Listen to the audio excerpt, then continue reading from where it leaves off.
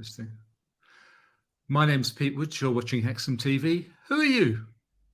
Hi, Pete. So I'm Dr. Poppy Gibson. I'm a lecturer in primary education.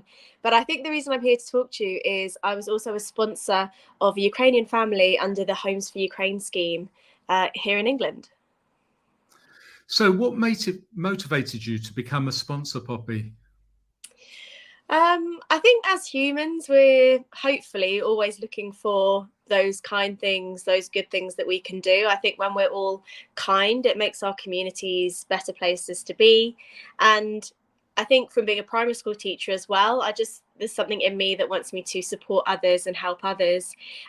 When I saw the call from the government a year ago now to help support Ukrainians who wanted to flee Ukraine because of the Russian invasion, I just instantly thought this is something that I would love to help with if I can. I've got the space in my house. From being a teacher, I understood some things around trauma and attachment and loss. So, and through having 3 children of my own, I thought maybe I could offer a safe place for a family and maybe support a child as well who would be dealing with becoming a refugee. So I jumped on the government website the day it opened and filled in my details, jumped onto the internet, found a Ukrainian mother, Yulia, and her son, Daniel. He was 6 at the time. They were posting photos. I'm not sure for anyone watching who has been a sponsor or has seen these sites, but they're like a very strange dating site almost, where Ukrainians had to try and sell themselves to sponsors. As soon as I saw this image of Yulia, this young mum in her late 20s, and her son, and he in the photo, it was his 6th birthday. He's got a big 6 balloon, just like we have, for our children here in England. And he was in his karate uniform. And I just thought I would love to offer to help Yulia and Daniel. And she said that she would like us to be her sponsor. So that was it. The next day we sorted out the visas and they flew over April last year. Wow. Well, you did well then, because you're quite quick off the mark by the sound of it. And things were quite complicated for hosts and for sponsors and Ukrainians wanting to come to the country initially, weren't they? It wasn't easy. Yeah, definitely. I think whenever you're one of the first people to do anything, particularly when paperwork's involved, it is tricky. And the visas were tricky because they were all in English and quite complex. So a lot of Ukrainians I know struggled to fill them in. So it came down to sponsors. And that was tricky in itself, because as sponsors, we weren't quite sure what we were signing up for. We knew we wanted to help and we knew we had room to spare. But where does that line end? Where is the boundary between the role of the sponsor and the role of the refugee? And I think this is what may have turned some people off sponsoring, because you think it's just opening your door, but really it's putting in time sorting out the paperwork, which I don't think many people enjoy paperwork. Maybe you do, Pete, but a lot of time filling in visa forms, trying to get documents, trying to figure out which documents the government needed and didn't need, because there were lots of different things filtering through social media and through networks around what was needed and what wasn't. And obviously the logistics of trying to help Yulia come to the UK, so trying to sort flights and things like that, and trying to sort the house. So certainly, yes, it was definitely tricky when you didn't have people around you to say, how's sponsoring going for you? It was, I think I was quite quick off the mark, and Yulia equally was very quick. She actually left her home the day the invasion started, within 4 hours. So wow. She pretty much saw it come up on the news, heard about bombs dropping, because she was right on the east coast in Melitopol, and she was just very quick. She's a very strong, independent woman, and she just thought, right, I do not want to stay and see what happens, because only 4 hours into the invasion, I'm sure she never would have predicted that a year later this would still be going on. But she made a very quick decision to move. So I think we just found each other at the right time, really, and we definitely found our way through together. But in a way that I think that strengthened our partnership. And how much did you know about Ukraine before the war started? Okay, I have to admit, not much. But I think that, again, was something that, going in as a sponsor, you know, being able to admit, I don't know your language, but let's learn together. You know, Yulia came over wanting to learn about England, and I was interested to learn about her culture and her traditions, and actually giving her the space to talk about them, because I didn't know anything about Ukraine, I think was actually really therapeutic for her as well, in my opinion, because, you know, she was making food for us, having the space to talk about her traditions growing up, her childhood. And I think as humans, you know, having periods of reflection can be so powerful, can't it? And I think that Yulia knew that I was interested in her background, and that she is still Ukrainian, even though she's living here. I think hopefully that we both enjoyed learning about each other's culture as we went along too. So I definitely know a lot more now than I did back then, than I did a year ago. I've had like a crash course in Ukrainian, though I still can't talk the language, I have to admit. And is Julia and her son still with you? So they just recently moved out 5 minutes down the road. So hopefully this is testimony to, you know, the welcome from the community, the amazing work of the local school where Daniel joined, and hopefully our friendship as well. And we enjoyed time together over Christmas, over the half terms. We took the children to trampoline park, went for ice creams on the beach. So I think what's been really nice, particularly for the children as well, like I say, I've got my 3 children, and she has Daniel, who's now 7, knowing that this could be a lifelong friendship if they want it to be, and it wasn't just a sponsorship, that actually it's more than that for all of them. And it's amazing when we meet up again, just seeing them play together. You'd think they'd known each other for forever, not just 12 months. And I think that's the wonderful thing about children. They're not judging where are you from, you know, what's your culture, what language do you speak, and play is just universal. So yeah, I'm really pleased that they're still in the area here in Essex, and we still have a really lovely connection. Like, we WhatsApp all the time, sending photos. She updates me on how Daniel's doing, how her work's going, because she's employed in the area as well. So yeah, really nice to think hopefully we'll be lifelong friends. And you say you're in Essex. Is there a large Ukrainian community now? You know, many more people have come over in the sort of corresponding months after you became a sponsor. Is there a community that can support Yulia and Daniel and other families? Yeah, good question, Pete. So, as I say, Yulia was very quick to come over here right at the start of April, 6th of April last year. So there weren't many Ukrainians that I was aware of, but I think my area was really quick. They set up a Ukrainian hub in a local community centre, which then runs every week. And I think the one thing that drew Yulia to this area, because obviously she was seeing sponsors very kindly all over the UK, well, all over the world, really, in many countries offering safe havens. I think the one thing that attracted her was she told me that this very sweet story that when she was a child, she had a book, Landmarks of London. And it was like a pop-up book, and she used to love looking through, and it, you know, up popped Big Ben, all the kind of famous landmarks we'd think about. And she said that although the most important thing was finding somewhere safe to go, because England was so welcoming and supportive through the Homes for Ukraine scheme, she thought this would be where she ideally would like to find safety. And the great thing about Essex, obviously, it's only about 40 minutes on the train from London. We're also right near the beach, so thinking of the well-being for her and her son, it's a really lovely part of England as well. So we have seen now, because of the proximity to London, that lots more Ukrainians have moved to the area. And you still often see, because there are many Ukrainians now who a year later have realised maybe the war will go on longer than they anticipated. So, and a lot of them do say, ideally near London, although it's not always easy now. A lot of sponsors are, finishing sponsoring. And but yeah, I think just as when we think about other countries in the world, we probably think about the capitals, don't we? So I think that the great thing about here is we're close to the beach, we're close to the capital, and I think that's why Yulia has found it kind of the perfect place for her to be at the moment. So Poppy, you've not only hosted a family, but you've gone further. Tell me about that. Well, since you mention it, I do have, here's one I prepared earlier.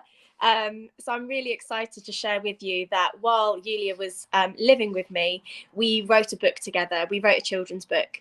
It's a non-profit book, so we're not taking any money for the book, and all of the money is going to an amazing charity. I actually spoke to them on Zoom last week from their office in Ukraine. They're called Voices of Children, and Voices of Children are incredible because they're finding buildings now in Ukraine and turning them into orphanages, where children can find safety, children whose parents have been killed.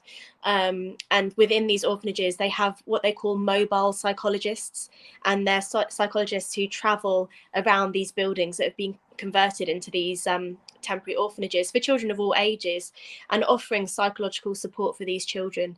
So when we were writing the book, I really wanted a charity who purposely would be looking to support children, and particularly children in Ukraine, because obviously Daniel now, you know, he's here with his mom, he's got us in his network, he's got an amazing school, but the sad truth is many children are still in Ukraine and now without family themselves. I can't imagine what that would be like. I'm sure many of us, you know, hopefully can't imagine to be stuck in a war-torn country and your parents have been killed. So to think that there's a charity offering this psychological support, we just thought this is where we want the money to go. So I just had this idea, and as I say, from my background as a primary school teacher, because I was a primary school teacher for 11 years before I moved into lecturing, I just knew the power of books. I'm sure we all know, I'm sure we've all read children's books, and you realise how emotive and how powerful a children's book can be, even the simplest book. So I just had this idea, and Julia and I were sat in the kitchen one evening just having a cup of tea, because she loves Earl Grey now. I've converted her to be an Earl Grey drinker, and we were sat having a cup of Earl Grey, and I just said, I've got this idea, and I said to her, what if we wrote a children's book, just a way of, and it wasn't really about raising money for charity at that point, it was more thinking about Daniel.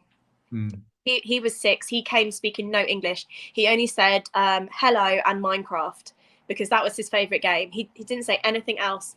And I just thought, his school's been amazing, but they haven't really known how to deal with this phenomenon. What about all the other children? And we were seeing hundreds and thousands of Ukrainians coming into the UK over the last 12 months. So what if their teachers aren't sure how to have these conversations? And even in schools where no Ukrainian refugees have come, it's still important they have this conversation, because the children might have seen it on the television or heard it on the radio, or no, now not so much, because such is the power of media, although it's great that you're still covering our story. But just thinking again, all children really need to be aware of these issues in a child appropriate way. So yeah, I just pitched this idea, let's write a book loosely about Daniel's journey. She loved that idea, and so she's translated it into Ukrainian. So every page is in English and Ukrainian, so it's accessible for children who come over who don't speak English yet. And we found an amazing artist, Terry, who I knew from Twitter, Terry Colkin, who also agreed to illustrate for free, again, which was amazing, because we just wanted it to be a non-profit, and Terry's kindness of offering to illustrate for free just fit the vision perfectly. He produced the images, and then the book went on sale just last month. The great thing about the book, so here's Yulia and Daniel on the front. But the great thing about the paperback, although you can get the ebook on Amazon, is we've actually got 30 teachers' ideas. So we actually have 30 educators, actually from all over the globe. So I did a shout out on social media. We've got someone from India, a teacher from South Africa, teachers from America. So I've got teachers from all over the world who, for free, again, have come up with little ideas. Ideas that can build empathy, that can build compassion, that can facilitate these tricky conversations about war and about refugees. And they emailed them to me, and I've put them into the book. So if anyone is kind enough to buy the book, you get the children's story at the front, but also 30 teacher ideas at the back. And I think, again, even for whether teachers have Ukrainian refugees in their school, or any refugees in their school or not, it's so important, isn't it, that we have these compassionate conversations. So that's kind of what we wanted to do, and I'm just so grateful for everyone who has kind of welcomed the idea and bought a copy and supported us, and people like you at Hexham TV who are covering our story, to build awareness of just really the importance of having these conversations. So what sort of response have you had so far from people who've either bought the book or seen the book? Amazing response, so amazing. And I've had people, one of the activities is building empathy glasses. It's from one of our contributors. It was like just children cutting out little sunglass shapes from cardboard, decorating with jewels and glitter. I mean, who wouldn't want to do that? That sounds super fun. But then kind of while wearing these fun glasses they've made, thinking, what might a child refugee's journey have looked like, you know, leaving their home, leaving their toys, traveling, you know, to places they don't know, hearing a language they haven't heard before. So what's really lovely about the book is that some people have already been trying the ideas and have dropped me messages on social media to say, wow, this was a really powerful, you know, so simple, because all the ideas are super simple, just as the story itself is very simple, but can just be so powerful. And sometimes we just need a bit of inspiration, don't we? And I think that's what we want to do with the book. We don't want it to be some big fancy, you know, change making thing. We just want a little seed, really, like a seed that we can share and grow in our classrooms and in our homes as well. I think I just actually had a lady WhatsApp me last night, a Ukrainian who my friend knows has been taken in the country, and her son's really struggling to adjust. He's 11, so I think whereas Daniel was 6, and I think maybe the younger he was, maybe the easier it was for him. But obviously, so many factors affect how well a child will transition into the country.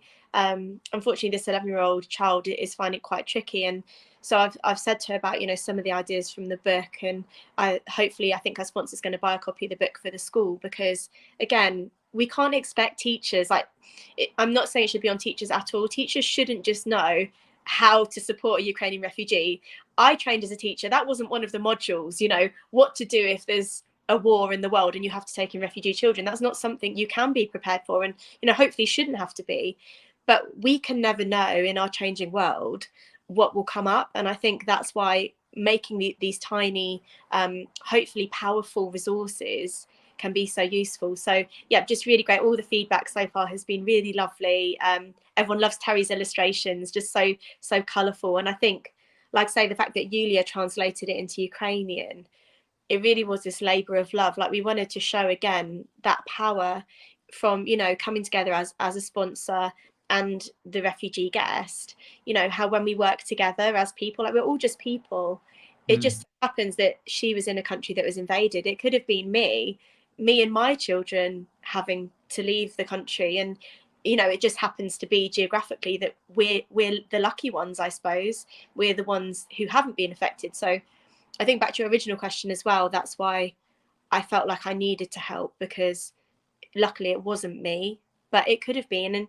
And Yulia, you know, when she was sat here and we've been laughing and, like I say, drinking tea and the odd glass of something that's not tea, you know, she's just a woman like me. She's just a mother like me who, you know, she likes my shoes and I like her lipstick, and we like the same things on TV, and we're all just humans. So I think that's what's been really nice about the book is just thinking how to share other people's journeys in a sensitive and compassionate way.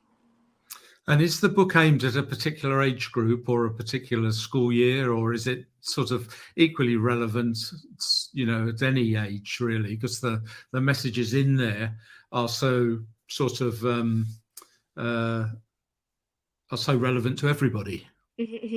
So great question, Pete. So although it's primarily kind of primary school based, like I say, I'm sure as an adult we'd love making empathy glasses. So the great thing about the activities, we've kept them all quite broad. So we've not tried to tie them down to national curriculum objectives and things, although some people have more than others, and I haven't wanted to kind of censor people's ideas. But we have got some people, a couple of secondary school teachers in there who've said this would be great for Key Stage 2, Key Stage 3, GCSE drama. So there's certainly a whole scope, and I think because they're all so simple, because teachers are amazing, they're so creative, they could, I'm sure, easily see how to adapt them, you know, either make them slightly easier for younger children or take these ideas deeper for older children or adults as well. So I think, again, that's what's great about the book. We didn't want to pigeonhole it. It's more just like an ideas bank, I guess.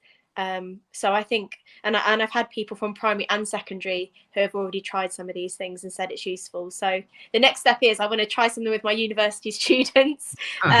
They've just got all their assignments on at the moment, but hopefully once their assignments out of the way, because actually some of my university students contributed ideas as well. So that was really cool because they're training to be teachers. So it was really nice for some of them kind of being bold enough to share some ideas and think, you know, how they'll be compassionate teachers once they graduate. So Poppy, who publishes the book? How much does it cost, and where can people get hold of a copy? These are my favorite questions. So you can find the book on Amazon. It's called A Home for a Ukrainian. We called it A Home for Ukrainian because obviously the English scheme was called Homes for Ukraine. So you can find this on Amazon.